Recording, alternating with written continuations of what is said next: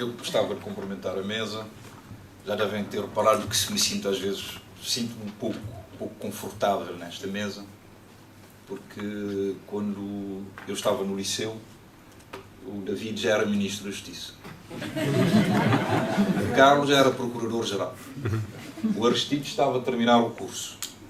Ainda por cima, não sei se é sorte ou azar, tive que apanhar o professor Marcelo Ribeiro de Sousa, aqui ao lado, e o Dr. Bolinho Lúcio, no Centro de Estudos Judiciários. Ainda hoje lembro-me daquele piano, não sei se ainda existe ou não, ou levou para casa. Não, existe. Já não existe, é o piano. O pianista é que já não existe. Então, mas de qualquer maneira, queria cumprimentar a todos, dizer que são juristas, por quem tenho muito respeito, tenho aprendido muito com eles, e estou convencido que o professor Marcelo Ribeiro de Sousa ficou para o fim exatamente para corrigir os disparates que eu vou dizer. Gostava de cumprimentar as associações que organizaram este evento, dizendo que, agora estou a falar numa qualidade de Presidente da Fundação de Direito e Justiça, sentimos-nos honrados por fazermos parte das instituições que apoiaram esta iniciativa. Confesso que quando cheguei cá fiquei relativamente triste, porque devia trazer literatura cabo-verdiana relativamente a questões constitucionais, apesar de doutrina em Cabo Verde incipiente, mas já há muito material que podia trazer, inclusive podia trazer Constituição, mas fica aqui o nosso compromisso com estas associações. Vamos ficar em contacto, podemos mandar a literatura sobre o constitucionalismo cabo-verdiano.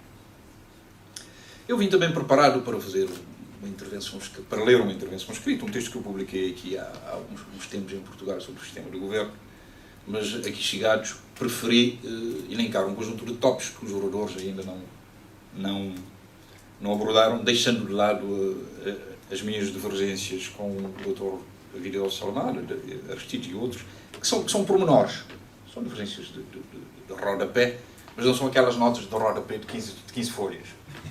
15 folhas. Então, dizia eu o seguinte, que me sinto, portanto, honrado e vou falar rapidamente de alguns tópicos. Eu, pessoalmente, acho que nós chegamos ao constitucionalismo moderno muito atrasados. 205 anos após a Constituição americana, 65 anos após a Constituição italiana, 63 após a Constituição alemã. Então, eu não comungo deste euforismo em Cabo Verde, dizer que somos muito avançados, estamos no top 10 disto, somos a 26ª democracia. Eu acho que somos um país atrasado em matéria de questões constitucionais. Não há que... Nacionalismo à parte, eu acho que nós somos um país atrasado em matéria de questões constitucionais. E, curiosamente, não está cá o meu amigo Júlio, quando saiu, a angústia do Procurador-Geral da República demonstra isto. Porquê? Porque fizemos uma revisão agora em 2010, a mais profunda que foi feita em Cabo Verde desde 75 no que diz respeito ao sistema de justiça. Mas vejam a angústia dele, apesar de se ter alterado profundamente o sistema, o Ministério da Justiça resiste em cumprir aquilo que está na Constituição. Pronto, mas deixemos as angústias do meu amigo de lado, as minhas já são suficientes. Chamo a vossa atenção para isto. 20 anos da Constituição de Cabo Verde, há aspectos positivos e aspectos negativos. O aspecto positivo resulta do facto de estamos aqui a conversar amenamente sobre questões constitucionais. Provavelmente era mais difícil há 5 ou há 6 anos. Eu acho que, comungo da opinião do David Alframar, suponho que hoje em dia é uma opinião generalizada em Cabo Verde, que a revisão de 2010 valeu pelo facto de ser uma revisão em que o MPD e o PSV fizeram aquilo que eu tenho chamado de reconciliação constitucional. Por incrível que pareça, desde que o MPD surgiu, o MPD e o PSV não se entenderam, nunca se entenderam em questões constitucionais, nomeadamente os poderes do Presidente da República. Não vou agora dissecar sobre isto. Eu estava relativamente animado, pensando, bom, é desta vez que chegamos a consenso. Para mim, a grande estupefação, há dias ouvi uma entrevista do Primeiro-Ministro de Cabo Verde a defender para Cabo Verde um sistema que ele chama de chanceler. Eu digo, que diabo? É, professor. Agora que eu estava convencido que a gente ia chegar no entendimento, afinal o sistema já não serve. Isto para vos mostrar que, na verdade, há muita dificuldade em Cabo Verde de lidarmos com questões constitucionais. E porquê que eu digo isso? Se a reconciliação ocorreu em 2010, de 2010 a hoje, a reconciliação é meramente formal. Porque, do ponto de vista material, acho que há um grande caminho a fazer. E não vale a pena esconder isto. O problema do Tribunal Constitucional. O problema do Tribunal Constitucional é um problema grave. Há setores em Cabo Verde que fazem apologia e a pedagogia do incumprimento da Constituição, designadamente do Tribunal Constitucional. Há dias, agora digo isso publicamente, o Vladimir Brito, na sua generosidade de alguém que chega a Cabo Verde, depois de uns tempos, não sabia, provavelmente não estava a par de certas discussões, e se calhar era contra o Tribunal Constitucional. E disseram aí nos jornais, bom, o Vladimir Brito é contra o Tribunal Constitucional. Eu disse, bom, tu és contra o Tribunal Constitucional como? Qual é o problema? E passou nos jornais que ele era contra o Tribunal Constitucional, então, no sentido de que não devia ser instalado. Ele teve que dar um depoimento ao tribunal dizendo que ele era contra, mas que não havia saída, que era dever quase sagrado, a expressão é tua, de cumprir a Constituição. Ou seja, vejamos o seguinte, rapidamente. Como já vos disse, vou falar sobre alguns tópicos. Em 92, a Constituição estabeleceu que íamos ter uma lei sobre que regulasse o referendo. Até hoje, 20 anos, ainda a lei não foi aprovada. Eu tenho a esperança de não morrer sem exercer o direito de referência um dia em Cabo Verde. Porquê? O último referendo que se exerceu em Cabo Verde foi o referendo, conhecido o referendo de Salazar de 1933, não é, professor? Aprendi consigo, em que as abstenções contavam como votos favoráveis. Então, como veem, nós temos... Não pode haver prova do nosso atraso mais do que isto. Até hoje, ainda não há uma lei sobre o referendo. Vou dar um exemplo de 99. Em 99, achou-se que era importante instituir-se um mecanismo da iniciativa legislativa popular. Ou seja, um grupo X de cidadãos podem apresentar um projeto à Assembleia Nacional. Até hoje, ainda, esta lei não foi aprovada. Eu encontro uma explicação soft. Insensibilidade, pura e simplesmente, relativamente a estas matérias.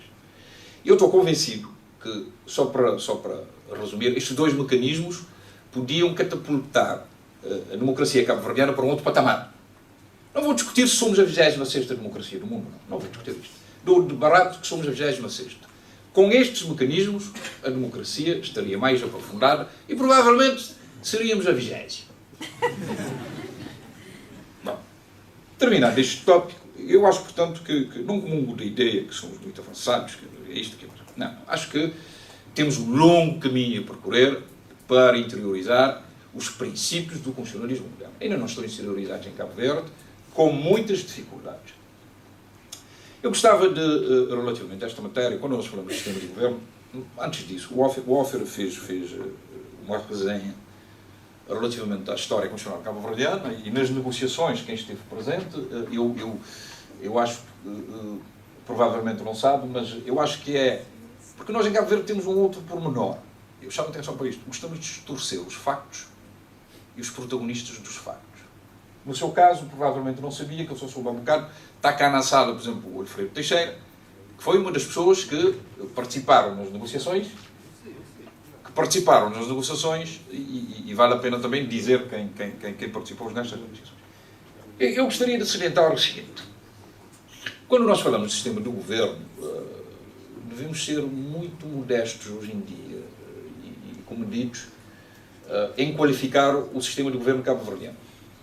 Porquê? Eu acho que as clássicas implodiram a partir dos anos da queda do Morro de Berlim.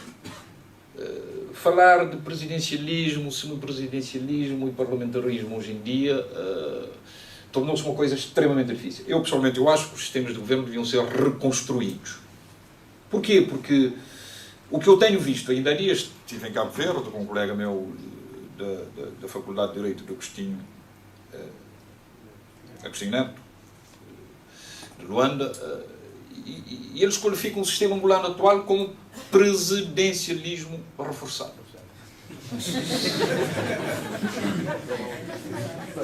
E é curioso que eu digo as coisas com o máximo. É curioso que tudo aquilo, essa Constituição é contrário de tudo aquilo que eu aprendi que é o presidencialismo.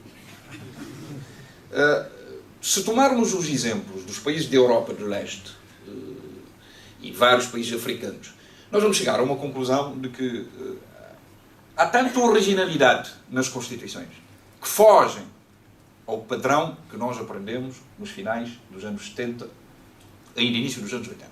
É com este plano de fundo que eu queria chamar a atenção para alguns tópicos que eu considero algumas singularidades da Constituição cabo-verdiana. Gostava de falar rapidamente sobre a formação do governo, o poder de dissolução, o poder de demissão do governo, as leis reforçadas e o poder legislativo do governo.